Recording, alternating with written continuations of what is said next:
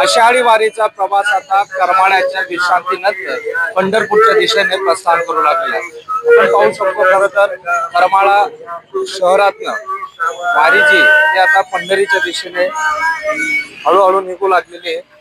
अंतर आता कमी राहिल्यामुळे प्रत्येक वारकऱ्याला आस लागली आहे की पंढरीच्या विठुरायाची वारी पंढरीला कधी पोहोचेल अशी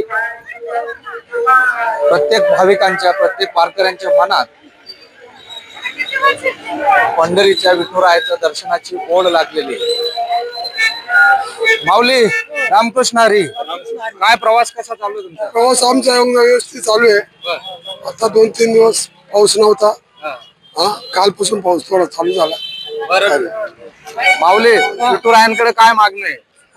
विठुरायांकडे काय मागणं आहे? इथून रायकडे असं मागणं आहे का सर्वांना सुख राहू द्या. पाऊस पडू आणि शेतकऱ्याला सुखी समृद्धीचं जीवन मिळू दे. तरुण मंडळी देखील या वारीमध्ये सहभागी झालेले आहे. वारीत सहभागी झालेले तरुण पण मोठ्या प्रमाणात आहे. काय भावना आहे? रामकृष्ण हरी माऊली. मी कर्जतवरून प्रथमेश जाधव बोलतो. माझी ही तिसरी पिढी आहे, म्हणजे तिसरी वारी आहे.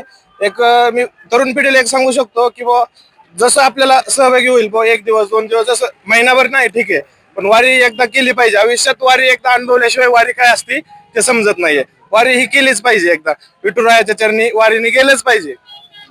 खर तर अत्यंत बोलकीची प्रतिक्रिया ती तरुणांनी या ठिकाणी मांडलेली आहे. वारीत सहभागी झालेले काय प्रवास कसा चाललाय, काय भावना आहे? एकदम व्यवस्थित, खूप आनंद आहे. वारीत मनासारखं राहायला भेटतंय. फक्त विठुरायाकडे एवढीच मागणी आहे, सर्व महाराष्ट्राकडं एक संघ राहू दे, जात पात सगळं सोडून महाराष्ट्र एक दिलानं काम करू दे, विकास होऊ दे, एवढीच विठुरायाकडे मागणी. खर तर शेतकऱ्यांना देखील या ठिकाणी आस लागलेली आहे की पाऊस कधी पडेल आणि या ठिकाणी बळीराजा कधी सुटवावेल, असंच वारीच्या निमित्ताने वारकऱ्यांच्या भावना.